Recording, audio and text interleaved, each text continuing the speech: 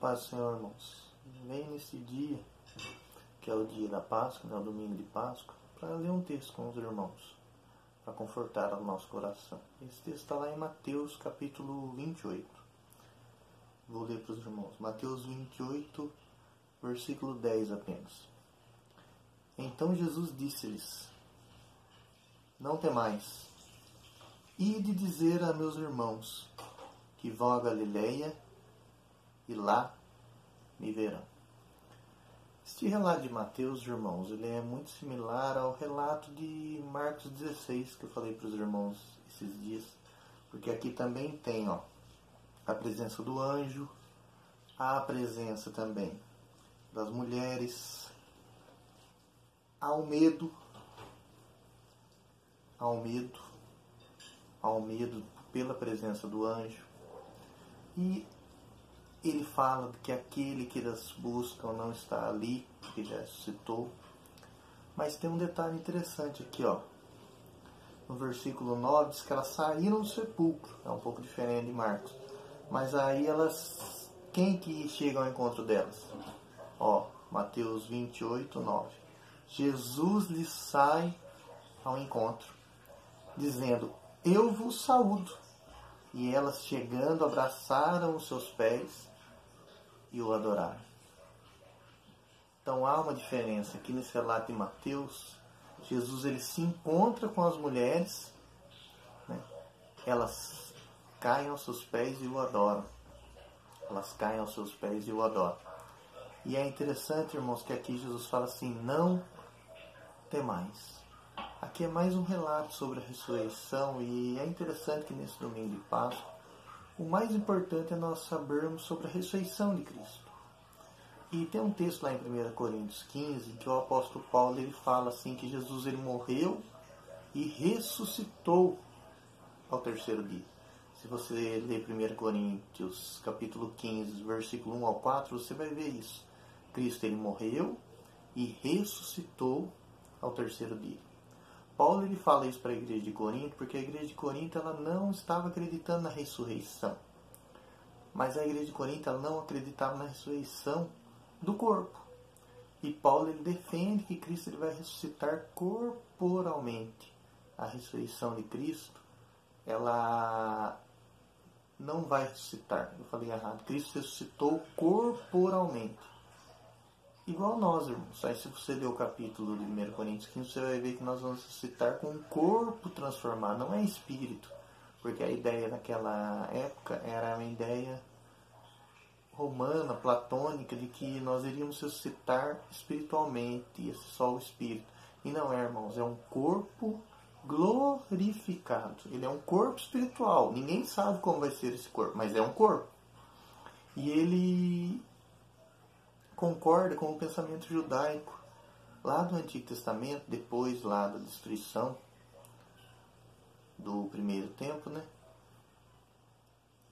Que é o livro de Daniel, o livro de 2 Macabeus, que nos fala da ressurreição, e que ali em Daniel 12 nos fala da ressurreição do corpo, que nós iríamos ressuscitar, mas corporalmente.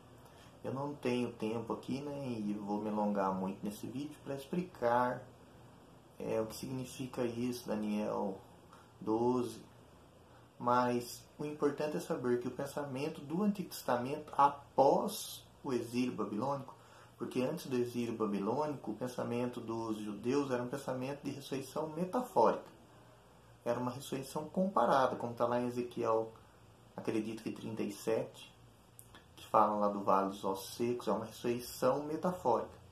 Mas o pensamento dos judeus não era uma ressurreição corporal. Esse pensamento só veio a ser formado na época de Daniel, lá na época do helenismo, do judaísmo segundo templo.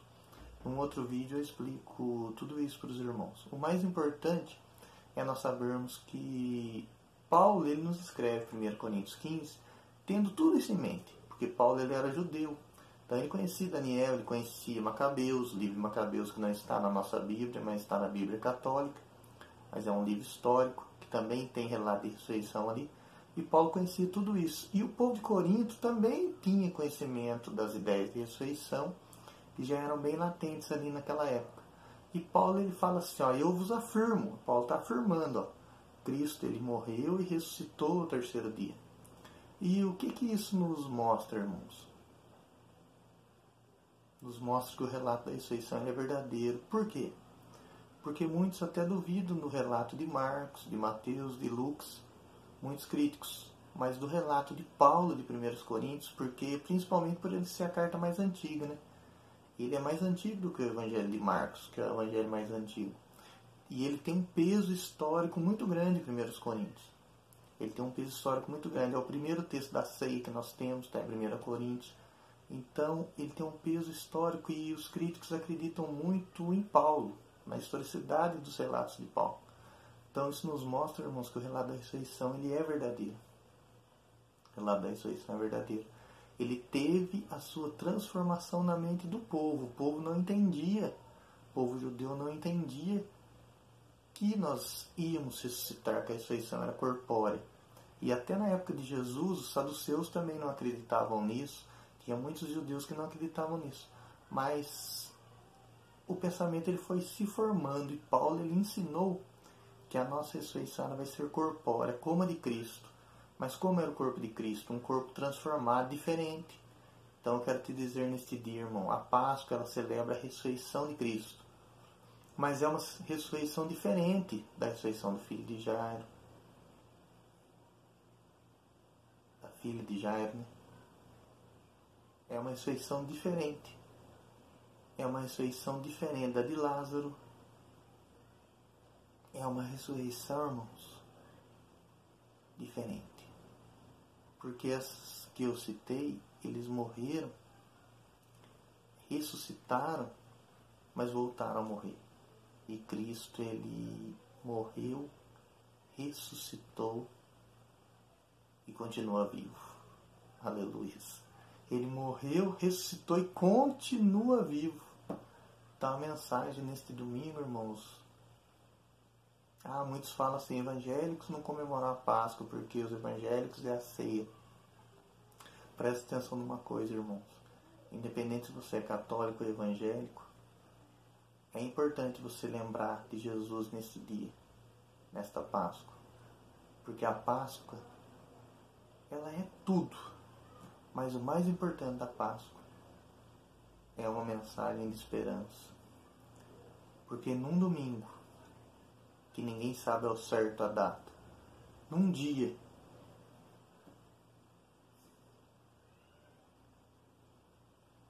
Deus, ele morreu. Sim, Deus, Jesus morreu e ressuscitou para nos dar, sabe o que, irmãos? Esperança. Então que neste dia o seu coração se encha de esperança. Nesses tempos difíceis, eu quero te dizer, tem alguém que ressuscitou para te dar esperança. Você que está me vendo, irmão, grave isso no seu coração. Há uma esperança para mim e para você. Fica firme. Porque aquele que ressuscitou, ele cuida de nós. Que Deus te abençoe. E mais uma coisa, irmão. Acredite. A ressurreição é verdadeira. E você também há de ressuscitar. Que Deus te abençoe. Em nome de Jesus.